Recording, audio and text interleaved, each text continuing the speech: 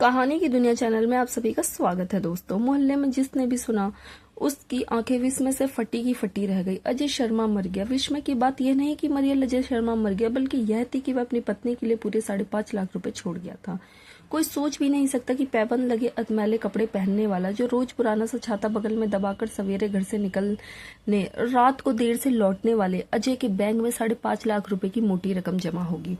गली के बड़े बूढ़े सिर हिला हिलाकर कहने लगे, इसे कहते हैं तकदीर। अच्छा खाना पहनना भाग्य में लिखा नहीं था, पर बीवी को लखपति बना गया। कुछ ने मन ही मन अफसोस किया कि पहले पता होता तो किसी न किसी बहाने से कुछ रकम कर्ज में ऐंठ लेते। अब कौन आता वसूली करने। जीते जी सभी अजय की उपेक्षा से देखते रहे। कोई खास ध्यान न देता, जैसे वह कोई कबाड़ हो। किसी से ना घनिष्ठता, ना कोई सामाजिक व्यवहार। देर रात चुपचाप घर आना, खाना खाकर सो जाना और सवेरे 8 बजे तक बाहर। मोहल्ले में लोगों को इतना पता था कि अजय शर्मा थोक कपड़ों की मंडी में दलाली करता है। कुछ को यह भी पता था कि जब जब शेयर मार्केट में भी वह जाया करता था। जो हो, सच्चाई अपनी जगह पर ठोस थी। पत्नी के नाम 5.5 लाख रुपए निश्चित थे। आमतौर पर बैंक वाले ऐसी बातें खुद नहीं बताते। नॉमिनी को खुद दावा करने जाना पड़ता है। वह तो बैंक का क्लर्क रोहित गली में ही रहता है। उसी ने बात फैला दी। सीमा के घर यह सूचना देने रोहित निजी रूप से गया था और इसके चलते गली भर को मालूम हो गई थी यह बात।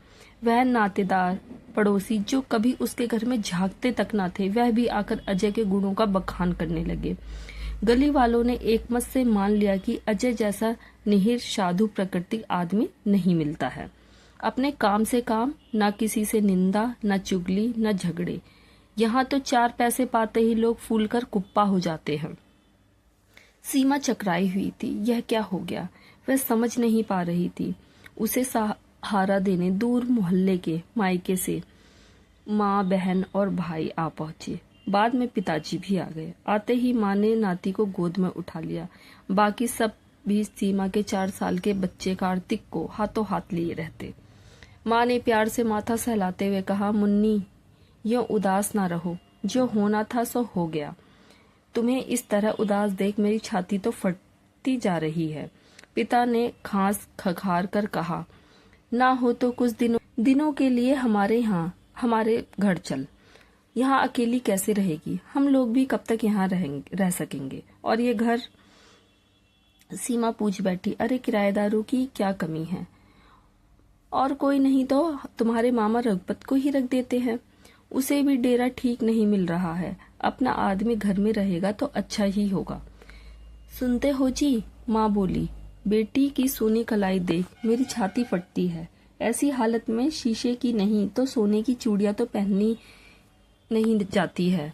जरा सुनील सुनार को कल बुलवा देते। जरूर, कल ही बुलवा देता हूँ। सीमा ने स्थायी रूप से मायके जाकर रहना पसंद नहीं किया। यह उसके पति का अपना घर है। पति के साथ 5 साल यहीं तो बीते हैं। फिर कार्तिक भी यहीं पैदा हुआ है।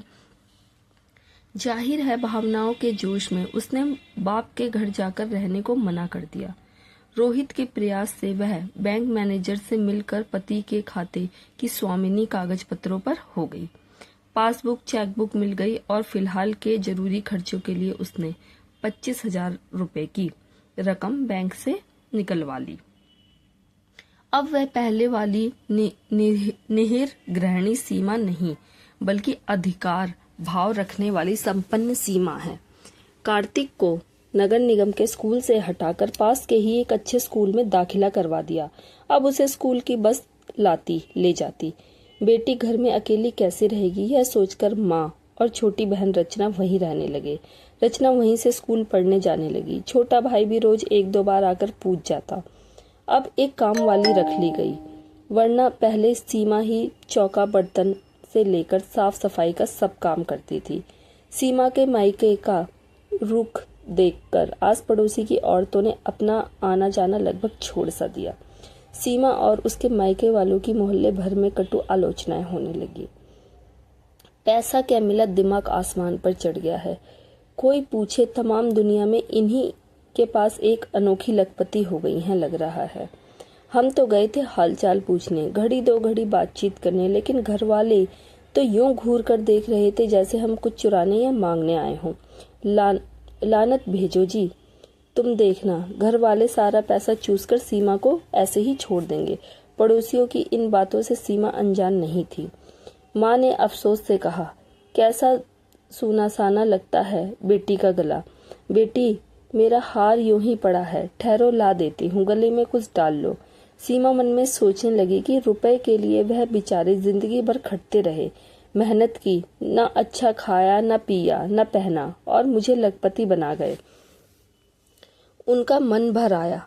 वह अजय की फोटो के आगे सिर झुकाकर बुदबुदाई, तुम्हारी मेहनत के पैसों का ध्यान रखूंगी, यूं ही बर्बाद नहीं होने दूंगी। अपने पराये बहुत पहचान में आ रहे हैं। पैसा सबकी कलई उतार देता है। अंत में सीमा ने अपने भविष्य के लिए फिक्स डिपॉजिट करा लिया और अपनी जिंदगी को एक नई दिशा देने के लिए आगे का फैसला लिया। उसने विवेक से शादी की और अपने बेटे कार्तिक के साथ नई जिंदगी शुरू की। तो दोस्तों, आज की कहानी आपको कैसी लगी? कृपया अपनी प्रतिक्रिया अवश्य दें। हमें आपके अनमोल विचारों और सुझावों का इंतजार रहेगा। वीडियो अच्छी लगी तो लाइक करें, वीडियो को ज़्यादा से ज़्यादा शेयर करें, और अगर आप चैनल पर नए हैं तो चैनल को सब्सक्राइब कर लें। हर हर महादेव दोस्तों।